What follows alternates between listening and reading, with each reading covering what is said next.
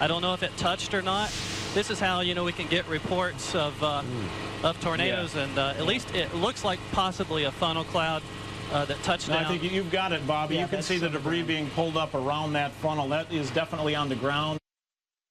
Couple of familiar voices there. KCRG TV9's Captain Bobby Ratliff and meteorologist Joe Winters were live as tornadoes struck eastern Iowa on May 11th, 2000. Several of them damaged homes and other buildings in the Blackhawk County area in particular. You can see debris on the ground there. You can actually see the ground scoured, those circular shaped scoops in the dirt as that tornado moved through farm fields up there. TV9's Liz Mathis reported at the time on the aftermath and recovery. The governor has declared this an emergency disaster area, and he's looked at the mess on a driving tour. He tried to reassure people that he'll try to help with emergency aid. We're really feeling for you today. Act of nature. There's not much you can do about that. But you just feel so helpless. One of the most dramatic stories is the one that he heard here on the Mills homestead.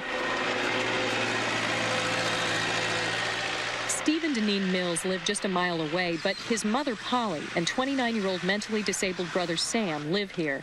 When he saw the storm hit, they knew Sam was in trouble. His leg is really bad. Steve rushed to the scene to find his brother tossed far from the house in a tree crater. Right there's where I found him. And he can't talk, of course, but he could grunt at you. And I don't know, I was right in here someplace, and I hollered his name again, and he started trying to holler at me. Governor Vilsack brought a disaster proclamation to Dunkerton's mayor, Richard Eade.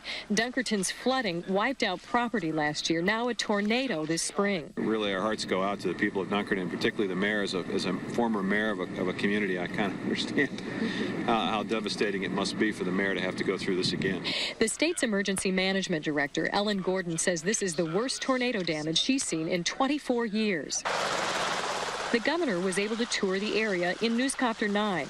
He saw firsthand how trees, homes, barns, and farm equipment were tossed out over fields and ditches. And it really was a day of some pretty bad damage up in that area, particularly in Blackhawk County.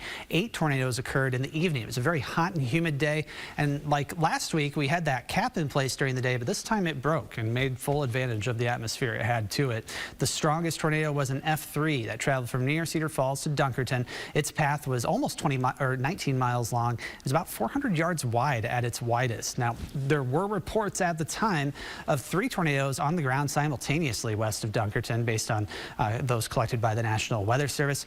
Unfortunately, one person was killed died several days later, rather, from their injuries in the storm. 25 others were hurt.